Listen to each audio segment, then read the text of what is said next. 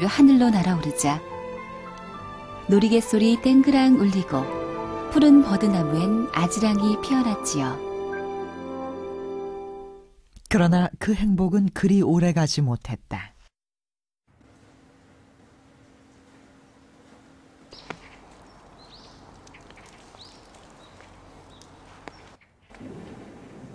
명문가에서 태어나 가족의 사랑을 듬뿍 받고 자란 허난설원. 그녀가 어느덧 이 집을 떠나야 할 때가 다가왔습니다. 조선 중기에는 여자들이 보통 16살에서 18살경, 즉 10대 후반에 결혼을 했습니다. 그리고 대부분 부모가 정한 혼처에 따라 정략 결혼이 이루어졌는데 허난설원도 예외는 아니었습니다. 집안 어른들이 정한 허난설원의 상대는 안동김 씨 집안의 자제로 5대가 대를 이어 문과에 급제한 문벌 가문이었습니다. 그야말로 최고 가문 간의 결합이었던 것이죠. 두 양반가의 축복 속에 결혼을 하게 된 허난설원. 그녀의 결혼 생활은 어땠을까요? 허난설원은 15살에 양가 부모들의 정혼에 따라 김성립과 결혼식을 올렸다. 허난설원의 남편이 된 김성립. 그는 어떤 인물이었을까?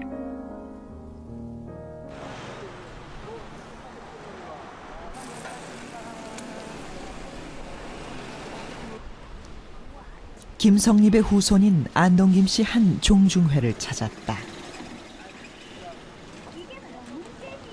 6세가 되시는 분이 이제 홍자도자가 되시는데 이제 허난설원의 시할아버님 되시는 네, 시할아버지. 네. 그래서 홍자도자 저희 남해공 할아버님께서는 영의정을 역임하셨고 또 아들 되시는 소위 하당공 첨자 할아버지는 그 도승지와 이조 정랑을 역임하셨습니다.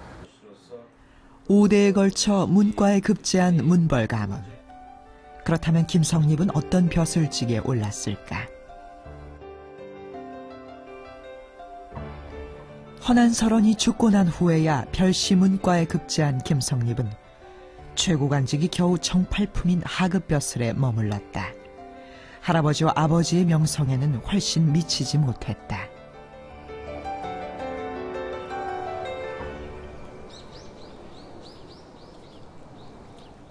김성립과 결혼한 허난설원은 친정을 떠나 시댁에 들어가 생활했다.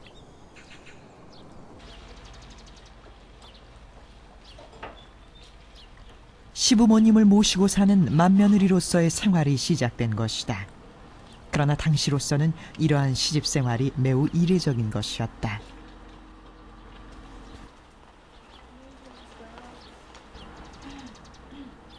혼례를 치른 뒤 여자가 시댁에서 생활하는 혼인 형태를 친형이라 하는데 친형은 당시 결혼 풍습과는 사뭇 달랐다.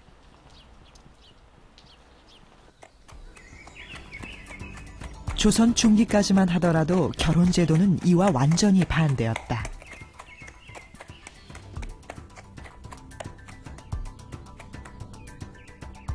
남귀여가, 즉 혼례를 치른 뒤 남자가 처가에서 생활하는 게 일반적이었다. 장인의 집을 들어간다는 뜻의 장가간다라는 표현도 여기서 비롯됐다.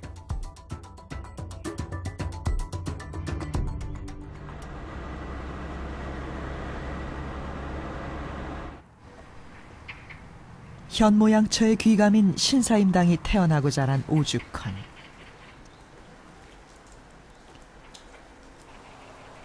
허난설원과 동시대를 살았던 신사임당은 시댁이 아닌 친정에서 결혼 생활을 했다. 아들인 율곡 이이도 친정에서 낳아 키웠다.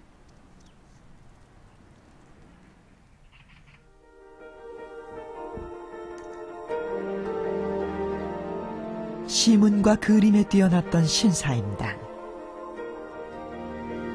그녀는 아름다운 산수와 주변 풍경을 특유의 섬세한 필치로 그려냈다. 한국 제1의 여류화가라는 평을 받는 신사임당. 그녀의 뛰어난 예술 세계 뒤에는 친정이라는 편안한 안식처가 있었다. 신사임당 같은 경우는 친정에서 오래 생활을 했거든요. 뭐 꼭 친정 아니면 친정 주변이었는데 자기가 자기 재능에 집중하고 그거를 좀 이렇게 드러내는데 친정살이가 훨씬 더 유리하지 않겠어요. 그렇죠? 사실 시댁에 있으면은 자기가 하고 싶은 걸 하는데 아무래도 제약이 크죠. 그래서 신사임당이 제가 보기에는 그 그림에 있어서 그렇게 뛰어남을 보일 수 있었던 거는 친정살이라고 하는 것이 굉장히 차지하는 비중이 컸을 것 같아요.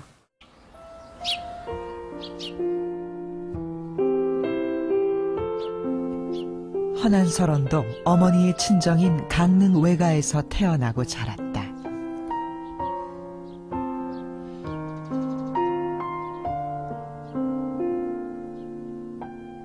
가족들의 사랑과 배려 속에 시인의 꿈을 키워갔던 헌안설원.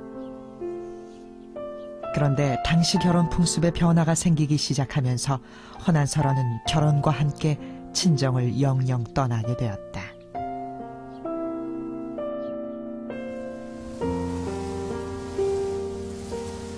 왜 이런 변화가 생긴 것일까?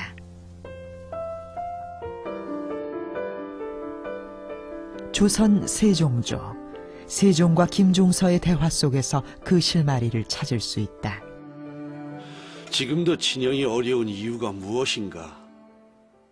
우리나라 풍속은 남자가 여자의 집으로 들어가는 것이 그 유래가 오래되옵니다.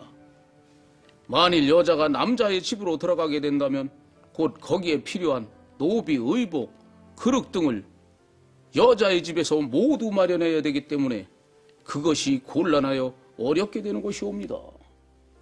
친형의 예법이 갑작스럽게 실시될 수 없다며 왕시에서 먼저 실행이 되어 사대부로 하여금 본받게 하면 어떠한가? 왕실에서는 왜 오랜 풍습과 다른 친형제 실시를 고집했던 것일까?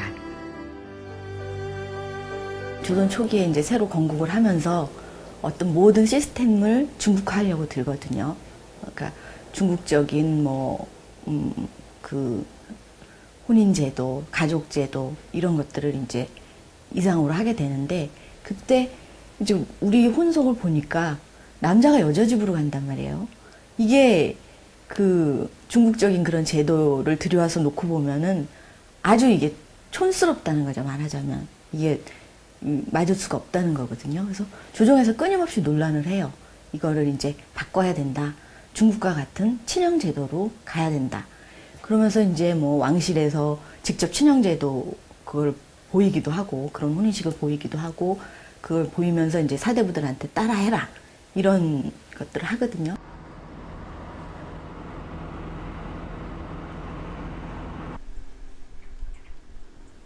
친형제가 시작되면서 종갓집도 생겨났고 그에 따라 종부의 역할도 커졌다. 조선 숙종 때의 학자 윤증의 종갓집. 나이 90이 넘는 종부는 아직도 집안일에서 손을 떼지 않는다. 장을 담그는 일도 모두 종부의 몫이다. 저기 잡숴봐요, 간장 좀. 간장이라는 건 없지 못 살잖아요. 간장이 이게 얼마나 식량 다음에는 간장이 필요하다고요. 이 종갓집에서 1년에 지내는 제사만도 22번.